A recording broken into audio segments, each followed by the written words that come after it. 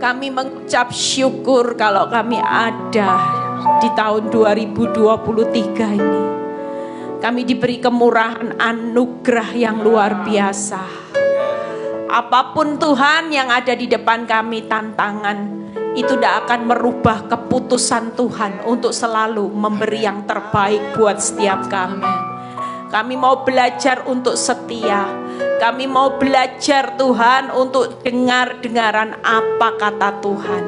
Karena hanya firman itu yang akan memerdekakan hidup kami dari setiap belenggu dosa, dari setiap tekanan masalah. Itu hanya kebutuhan kami akan firman-Mu Tuhan.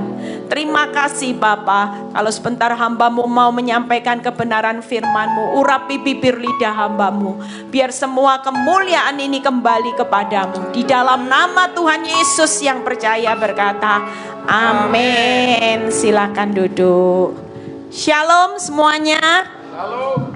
Ada sukacita? Ya, terima kasih buat kesempatan yang diberikan buat Pak Daniel dan Bu Lilia untuk kesempatan saya untuk sharing firman lagi ya di tempat ini. Saya baru datang tanggal 23 Desember. Hari ini saya balik ke Indo, nanti malam pesawat saya. Tapi saya sempetin untuk menyampaikan kebenaran firman. Amin. Ya, hari ini saya akan khotbah tentang bagaimana kemurahan Tuhan itu sudah lebih dari hidup. Amin. Kalau saudara ada di awal tahun 2023, itu semata-mata hanya karena kemurahannya. Kalau bukan karena kemurahan Tuhan, kita semua ini nggak tahu bisa nggak melewati. Apalagi di masa-masa yang paling sulit.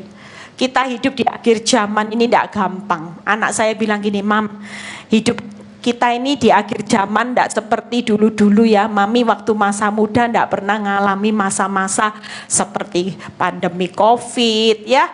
Dan kita semua hari-hari ini hidup di masa yang makin sukar, yang jahat makin jahat. Tadi sebelum saya ke sini karena Indo masih jam berapa, ada WhatsApp masuk ya. Seorang ibu yang biasanya konseling sama saya. Kita ini kalau enggak karena kemurahan firman, kira-kira kita ini jadi orang juga makin jahat. Karena musuh yang dihadapi makin jahat. Dia cuman WhatsApp gini, Bu Eli, kalau bukan karena tuntunan firman dan nasihat Bu Eli, mungkin tidak tahu apa yang saya lakukan. Bu Eli tahu bahwa suami saya itu kalau ngatain saya, ini suami dalam tanda kutip pelayan Tuhan juga loh ya. Jadi bukan orang dunia sana. Orang yang ngerti firman, yang sudah pelayanan juga. Bu Eli tahu kalau saya dikatai suami saya itu kalau marah itu sampai diludahi. Sudah diludahi, masih dikata-katai kebun binatang semuanya Bu Eli. Kalau bukan karena kekuatan firman untuk mengampuni, mengasihi, itu sudah mau istri ini bayangin saudara, hidup bertahun-tahun selalu diperlakukan seperti itu. Kira-kira kalau kita nggak punya kasih Kristus, mungkin sudah dimutilasi itu suaminya. Sudah nggak tahan. Bayangin kalau di tempat di pelayanannya sok rohani, sok suci, tapi senyatanya perbuatannya ya. Saya cuman bilang gini, saya ketawa tadi, dia bilang gini, lah ya Bu, yang namanya itu aja statusnya majelis, kok seperti itu? Iya, itu jelmaan iblis itu majelisnya ya. Kita hari-hari ini yuk, kalau kita sebagai anak Tuhan, pesan saya sudah sampaikan ini di jemaat saya. Yang Tuhan mau di akhir zaman, kita ini melayani Tuhan dengan roh yang menyala-nyala. Saya cuman bilang sama ibu-ibu yang disakiti hati tingkat tinggi, raja tega ya.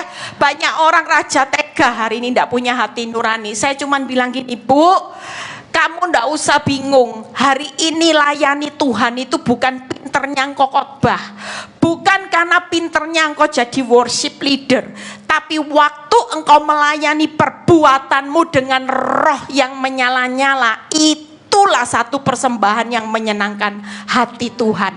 Gimana Bu Eli caranya? Sudah, ini kesempatan. Kalau kamu dicaci kebun binatang, walaupun kau tidak salah sampai diludahi sekalipun, berbicara melayani Tuhan dengan roh, itu pasti panjang sabar, lemah lembut, rendah hati. Itu pelayanan kita hari-hari ini. Kita nggak perlu cari gak susah-susah. Aku pelayanan apa ya Tuhan? Aku ini nggak seperti Pak Daniel sudah jadi gembala, Bu Eli khotbah. Saya ini bisa melayani Tuhan apa? Tapi hal yang sederhana. Apakah kita dalam kehidupan sehari-hari bisa nggak melayani perbuatan kita, roh kita yang menyala-nyala? Lah kalau daging yang menyala-nyala dikatai anjing ya marah pasti. Kurang ajar, anjing sendiri. Nah itu daging, saudara. Saya cuma melatih jemaat, saya bilang gini, sudahlah. Hari ini kalau roh itu dituntut menyala-nyala, apa yang Tuhan tuntut dari kehidupan kita? Sabar, panjang sabar-sabar, tidak ada batasnya. Itu. Nggak boleh yang namanya kita dicaci maki anjing. Nggak boleh saudara. Itu namanya kita melayani Tuhan dengan perbuatan daging. Kita hari ini juga melayani perbuatan Tuhan, nggak boleh depresi, panik karena masalah. Kalau kita tahu bahwa kita hidup itu hanya karena kemurahan Tuhan, maka manusia roh itu selalu fokusnya bukan lagi melihat apa yang ada di depan mata. Dia akan tahu bahwa di balik semua masalah, manusia roh itu bisa jauh ke depan melihat dari sekedar hanya masalah. Orang yang hidup dalam roh itu selalu berkata gini, masalah itu adalah berkat buat aku. Karena nggak mungkin Tuhan izinkan masalah itu untuk menghancurkan hidup saudara, walaupun faktanya memang hancur saudara. Tapi percayalah, di saat titik nadirmu, di situ kita akan melihat berkat Tuhan yang luar biasa. Yuk kita buka ayatnya di Mazmur 5 ayat 13 terlebih dahulu. Bagaimana hari ini banyak orang panik, depresi, kita nggak perlu panik. Kalau kita ngerti firman, kita nggak ikut-ikutan dunia. Dunia itu memang lagi panik karena memang arah dunia ini arahnya dilenyapkan. Semuanya serba krisis, resesi. Makanya saya bilang sama jemaat saya, yuk anak-anak Tuhan gak boleh resesi. Resesi buat dunia, anak-anak Tuhan resepsi karena kita mengerti firman. Amin. Kita resepsi bersama Tuhan. Mazmur 5 ayat 13. Sebab Engkaulah yang memberkati orang benar ya Tuhan. Engkau memagari dia dengan anugerah-Mu seperti perisai. Jadi hari-hari ini kalau ada orang nangis masalah, Bu Eli, Pak Daniel, masalah demi masalah terus ikut Tuhan, kapan toh senangnya? Kita ini salah saudara. Firman jelas berkata Tuhan memagari kita dengan anugerah. Berarti setiap hari saudara bukan berjalan dengan masalah demi masalah. Walaupun faktanya memang masalah masih ada. Tapi kita sebagai anak Tuhan, kita ini harus berjalan dengan anugerah demi anugerah. Karena perisai itu memagari. Orang kalau dipagari dengan anugerah itu aman enggak saudara? Aman. Orang anugerah itu sesuatu yang nggak bisa saudara pikirkan harus A, B baru dapat. Enggak. Kita akan hidup di masa sukar. Kalau tanpa anugerah Tuhan kita enggak akan mampu saudara. Anugerah itu contohnya gimana? Yang sering saya bahas, saya melihat hari-hari ini banyak orang hidup dalam anugerah. Orang lain susah, ya. Dia nggak susah-susah, hanya sesuatu yang dilakukan sederhana yang pernah ada kesaksian nyata. Dia nggak punya modal, hidup buka toko kanan kiri semuanya modal raksasa. Tapi kalau yang namanya anugerah, dia berjalan dengan iman. Dia cuma buka toko bilang gini, Tuhan berkat Tuhan yang menjadikan aku kaya. Tiap kali dia lihat toko-toko sebelahnya rame, dia cuma berkata, Tuhan, berkat-Mu yang menjadikan aku kaya. Dan apa yang Tuhan lakukan ketika orang hidup dalam anugerahnya? Bapak itu ketika kesaksian, toko yang sebelah rame raksasa semua bisa tutup dan hari ini dia beli toko samping-sampingnya. Itu yang namanya anugerah. Contoh lagi, saya pernah menikmati anugerah Tuhan dan kemarin baru cerita sama anak saya. Saya cuma bilang gini, satu kali anugerah mama ini besarnya kagetnya luar biasa. Sampai broker yang nangani saya juga kaget. Satu kali apartemen saya habis kontrakannya di masa pandemi awal. Tahun 2020 broker bilang ini, Bu harus sabar. Waiting list 1.000 yang mau sewa, belum laku semua, Bu. Dan ibu tahu banyak ekspat sudah pulang semua. Jadi otomatis sudah 1.000 yang mau daftar, mau disewain belum laku, plus siapa yang mau sewa. Saya bilang ya sudahlah, mengalir apa kata Tuhan, gitu ya. Singkat cerita saya cuman berdoa, Tuhan, kalau memang ini anugerah-Mu, Engkau pasti sanggup. Saudara tahu, percaya enggak percaya. Kalau saudara percaya nanti saya hubungi broker saya nggak mungkin bohong. Ya, ini salah satu juga teman saya yang banyak bantu saya untuk cari-cari rumah ya di Amerika. Jadi kalau Bapak Ibu butuh rumah-rumah ini, agen properti ya. Jadi di situ saya cuman bilang gini, Tuhan jadi kehendak-Mu. Saudara tahu, percaya enggak percaya. Tiba-tiba broker yang nangani apartemen saya menghubungi saya. Bu Eli, kamu ini hoki, beruntung apa?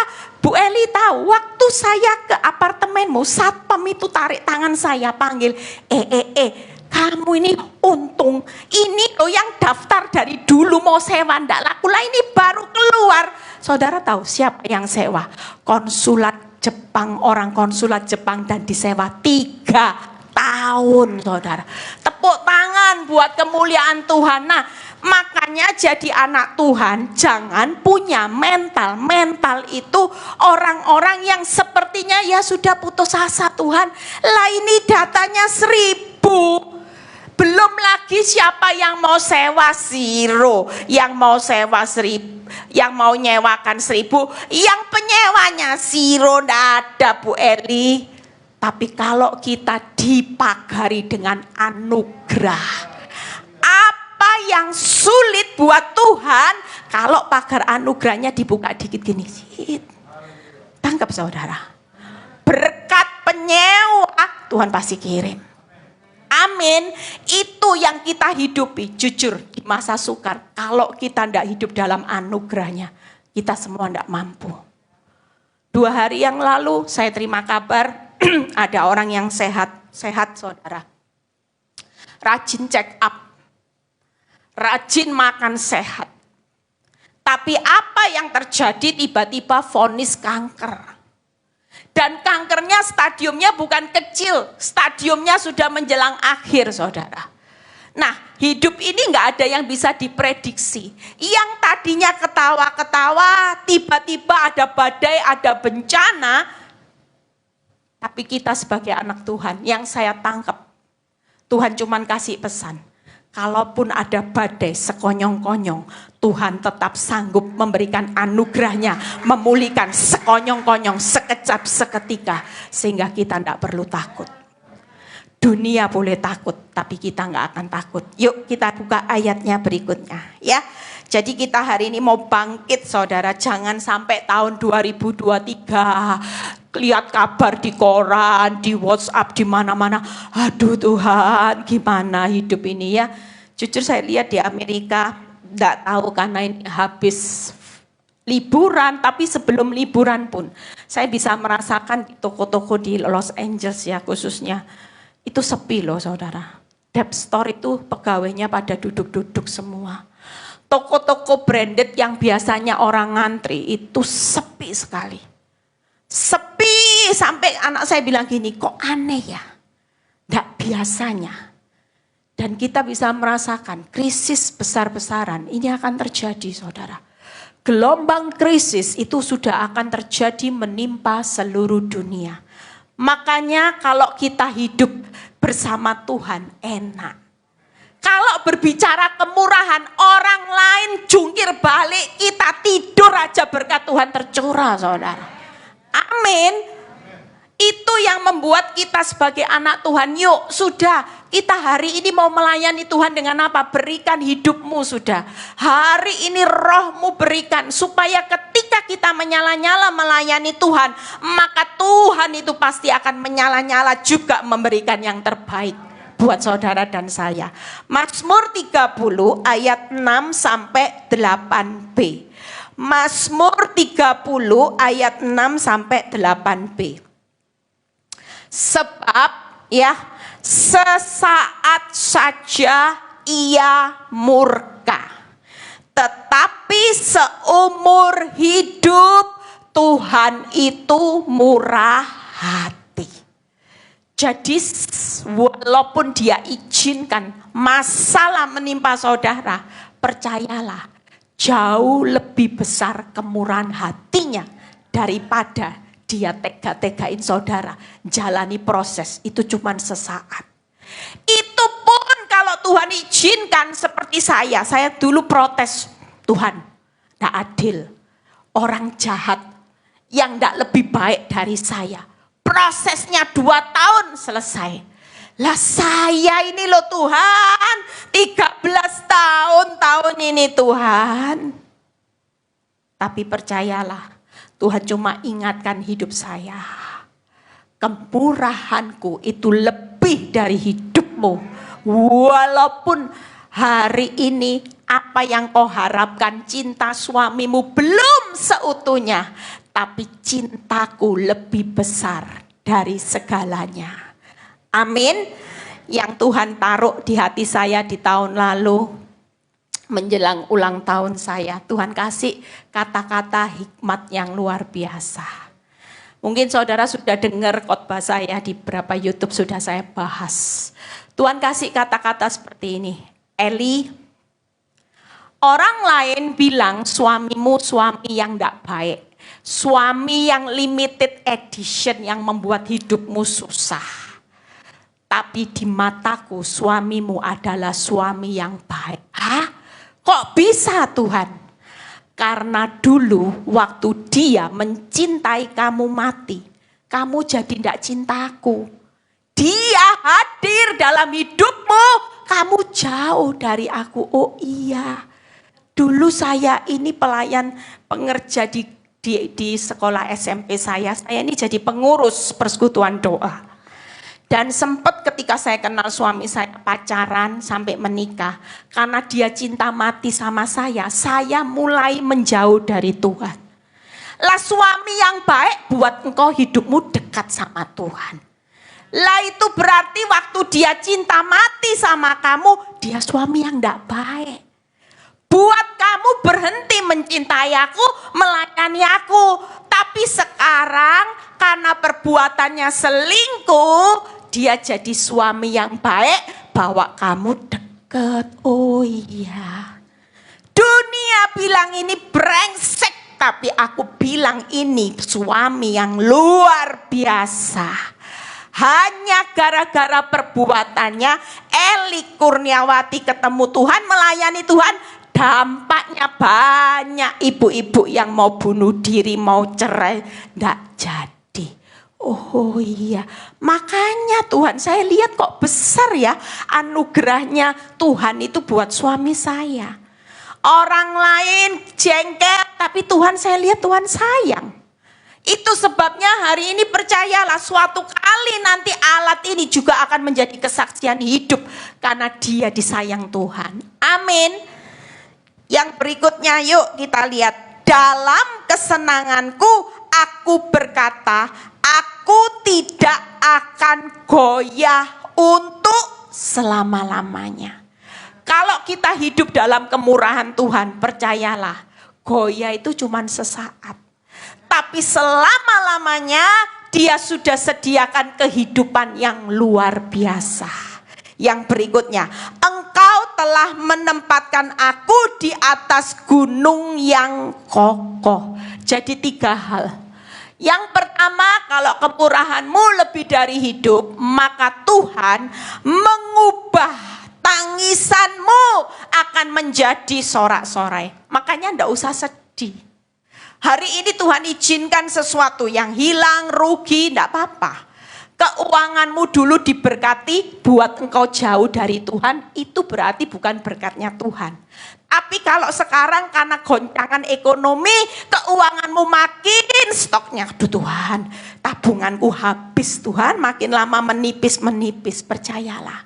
Kalau sesuatu membawa hidupmu dekat sama Tuhan, itulah berkat Tuhan. Dari perkara yang kecil nanti yang hampir minus, Tuhan akan jadikan perkara yang besar. Amin. Yang kedua, Tuhan tidak selamanya membiarkan kita goyah. Makanya kita jangan sampai goncang hari ini. Semuanya boleh goncang. Tuhan bilang ini cuman sesaat. Tidak akan selamanya. Yang ketiga yaitu Tuhan menempatkan kita di atas gunung batu yang kokoh. Yuk buka. Satu persatu saya akan bahas bagaimana Tuhan mengubah tangisan menjadi sorak-sorai. Lihat ayat pembandingnya, Yeremia 31 ayat 16 sampai 17a. Yeremia 31 ayat 16 sampai 17a. Beginilah firman Tuhan, cegahlah suaramu dari menangis dan matamu dari mencucurkan air mata. Sebab untuk jerih payamu ada ganjaran. Jadi hari ini setiap apa yang menjadi tangisanmu, Tuhan sudah sediakan upah. Demikianlah firman Tuhan. Mereka akan kembali dari negeri musuh. Masih ada harapan untuk hari depan kita. Siapa yang bilang Bu Eli sudah bangkrut madesu? Bu Eli suami sudah selingkuh sampai punya anak kabur dari rumah madesu. Itu salah besar. Kalau kita percaya dengan kebenaran firman, buka PowerPoint saya, maka Tuhan itu mengubah tangisan menjadi sorak-sorai. Kenapa? Karena setiap tangisan kita ada upah. Ya kalau upah ya pasti ada masa depan. Makin lama nangis bercucuran air mata, ditampung makin besar upahnya. Bukan madesu saudara. Hari ini setiap proses ngikut Kristus memang harus ada bayar pikul salib sangkal diri. Tujuannya cuma itu. Kalau kita ditaruh nyaman kira-kira kita sangkal diri enggak? Enggak nyangkali orang terus. Tuh Tuhan jahat itu Tuhan. Hukum Tuhan. Biar dia bangkrut ya. Ada seorang ibu yang kalau dia WhatsApp saya pasti ketawa saudara. Tahu ibu ini kalau sudah kesel sama suaminya selalu bilang gini, Bu Eli, shalom, tolong bantu doa. Bantu doa suami saya cepat dipanggil Tuhan. Karena kalau saya sendiri yang berdoa bertahun-tahun tidak mati, siapa tahu lewat Bu Eli suami saya matinya cepat. Ya ampun, saya selalu ketawa. Saya bilang gini, Bu hati-hati dalam hati saya. Saya pernah konselingi seorang ibu dan ibu ini sudah pergi, sudah meninggal. Ya gitu, setiap kali kalau jengkel saya bilang, Bu, jangan doain suami mati kepahitan. Nanti kalau itu tambah sehat, ibu tambah pahit. Penyakit datang semua. Bener, ibu ini selalu bilang gini, Bu Eli, saya ini heran. Setiap hari saya lihat ada yang meninggal dunia, kok bukan suami saya. Heran loh Bu Eli. Padahal ini orang jahat, ngapain sih Tuhan? Biarkan hidup lama dalam hati saya. Dia hidup lama buat ibu. Lawang ibu doanya hatinya kotor seperti itu. Sampai suatu kali dia kena penyakit saudara. Dan benar detik-detik sebelum meninggal, saya doakan dia. Dan tidak mati-mati loh saudara. Kasihan kalau orang kepahitan tidak beres, itu tidak mati-mati saudara. Gelisah. Jadi walaupun sudah koma ya, saya cuma bilang gini terakhir, Bu lepasin pengampunan, lepasin. Berikut dia mau angkat tangan dan dia mengangguk. Tidak lama dia pergi dengan tenang. Suaminya sehat sekarang. Malah saya lihat suaminya gandeng cewek lagi loh saudara.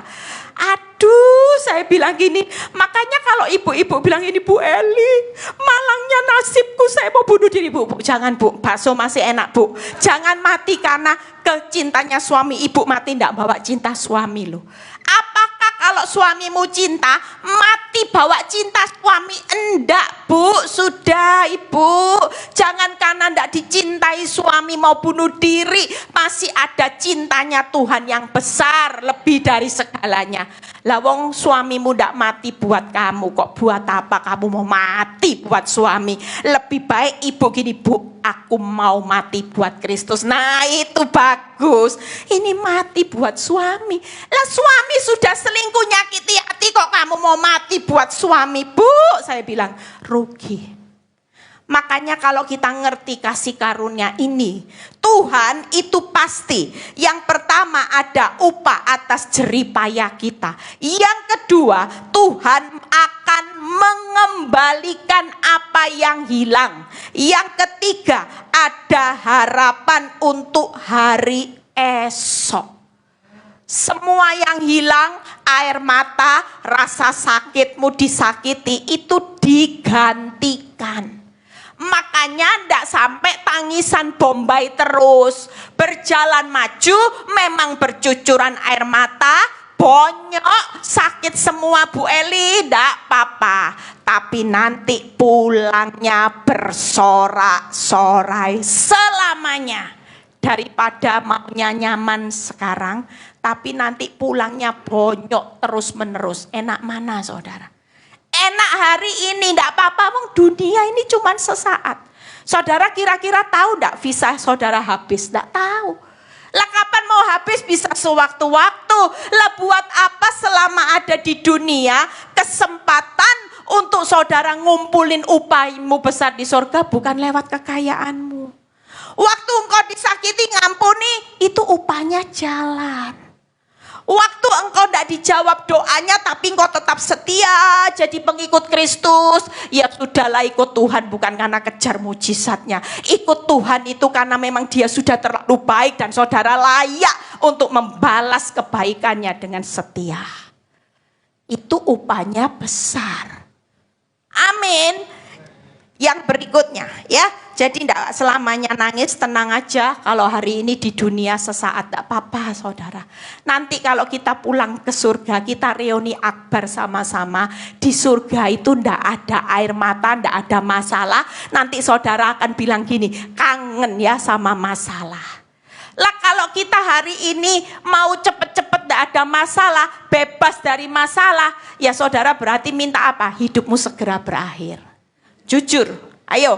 Kalau saudara mau bilang, Tuhan aku tidak mau hidup dalam masalah, diambil sama Tuhan. Pulang nak, pulang nak. Ini tempatnya air mata. Kalau mau panjang umur ya panjang air mata, panjang penderitaan. Jangan minta cepat-cepat.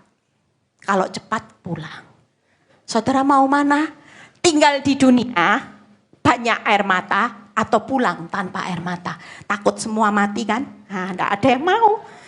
Yuk kita lihat, Tuhan tidak selamanya membiarkan kita goyah. Satu pembahasan kita selesai.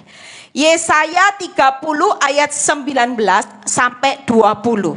Sungguh hai bangsa di Sion yang diam di Yerusalem, engkau tidak akan terus menangis. Tentulah aku akan mengasihi engkau apabila engkau berseru-seru. Pada saat ia mendengar teriakmu, ia akan menjawab. Dan walaupun Tuhan memberi kamu roti dan air serba sedikit, namun pengajarmu tidak akan menyembunyikan diri lagi, tetapi matamu akan terus melihat Dia. Percayalah, kita tidak akan goyah selamanya. Kenapa? Karena Tuhan tuh ngasihi kita. Dia tidak mungkin izinkan saudara diinjek-injek terus ya. Saudara ada di bawah terus, lah nanti kan memalukan sutradara kehidupannya. Ya nggak mungkin namanya sutradara di dunia aja kalau buat sinetron ya toh kelihatannya kalah, kelihatannya sedih, tapi suatu kali dia akan bawa naik. Sama, kita ini sudah ditentukan arahnya naik jadi kepala, berhasil dan beruntung. Itu sudah menjadi standar. Kenapa? Karena Tuhan itu besar kasihnya.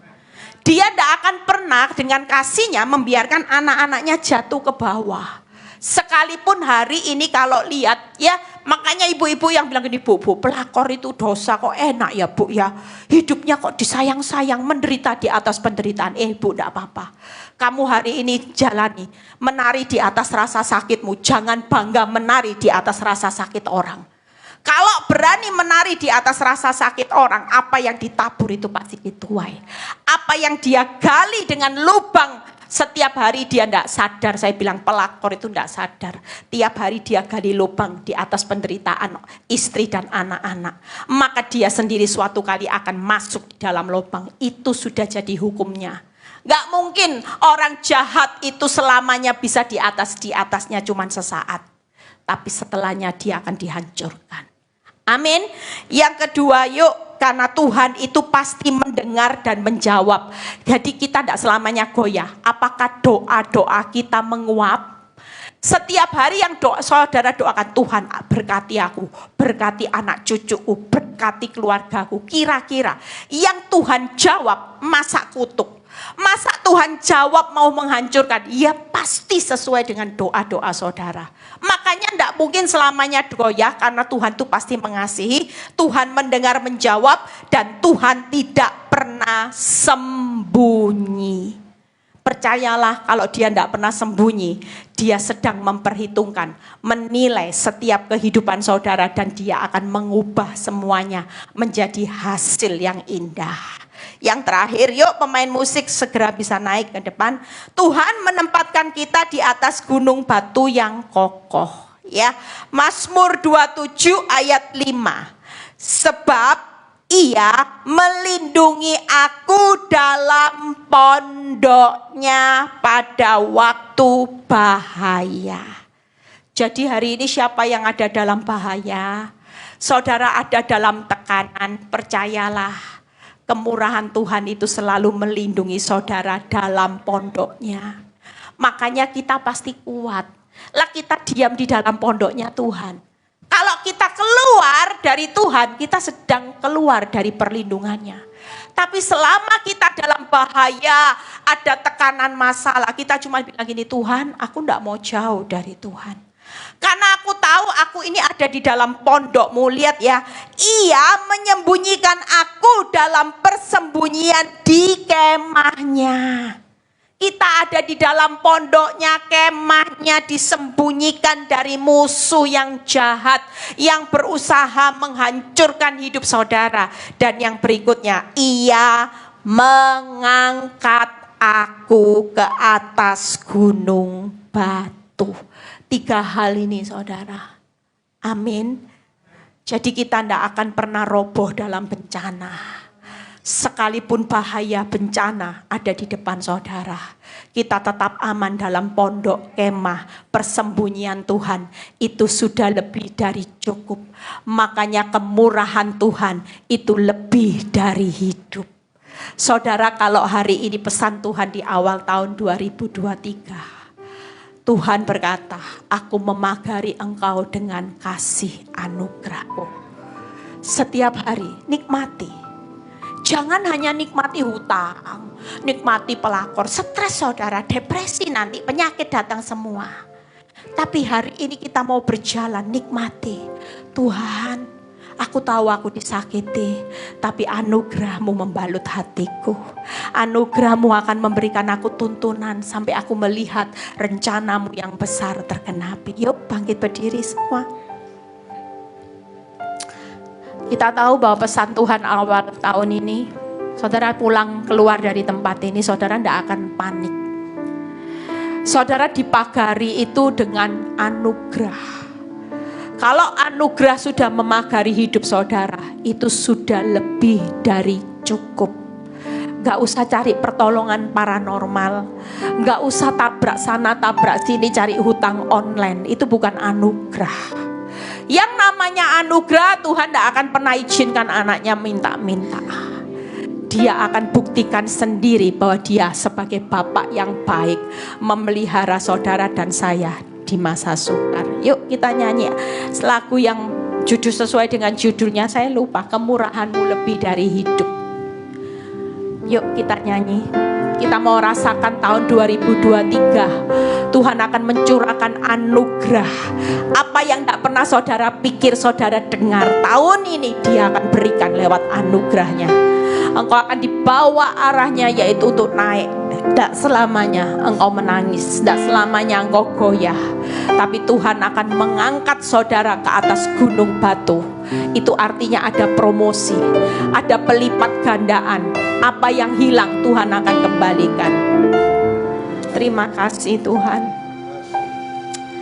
Ampuni kami kalau selama ini kami tidak pernah bersyukur atas apa yang ada di depan kami. Kami selalu banyak menuntut hak kami sebagai anak-Mu Tuhan. Tapi melalui firman ini kami sadar bahwa setiap hari kami hidup di dalam kemurahan Tuhan. Kami tidak mampu hidup di luar kemurahan-Mu Tuhan. Kalau anugerah-Mu memagari kami seperti perisai, itu artinya tidak ada bahaya kehancuran, bahaya apapun yang bisa merebut hidup kami dari tangan anugerah-Mu. Terima kasih Bapa, biar firman ini menjadi remah buat kehidupan kami. Kami tidak mau putus asa terpuruk dengan masalah, tapi mulai tahun ini kami akan bangkit dengan roh kami yang menyala-nyala, karena kami sudah hidup di dalam kemurahan Tuhan setiap hari. Terima kasih Bapa, biar setiap pergumulan anak-anak-Mu Bapa yang sakit pagi ini Engkau boleh sembuhkan oleh bilur-bilur-Mu. Kemurahan-Mu menyembuhkan. Yang mengalami masalah ekonomi, kemurahan-Mu membuka tingkap-tingkap langit, mencurahkan berkat. Yang lagi ngalami masalah rumah tangga, kemurahan-Mu Tuhan saat ini Engkau curahkan dengan anggur yang manis di balik pahitnya rumah tangga kami. Terima kasih Bapa, Engkau berkati Tuhan hamba-Mu Tuhan, Pak Daniel dan Bu Lili dalam mengembalakan gereja ini Tuhan. Kami percaya Tuhan, jeripaya mereka tidak pernah sia-sia. Ada banyak jiwa-jiwa yang akan Kau kirim di tempat ini Bapa. Dan seluruh pengerja Tuhan, Kau juga berkati pelayanan mereka. Terpuji nama-Mu Bapa, di dalam nama Tuhan Yesus yang percaya berkata, amin.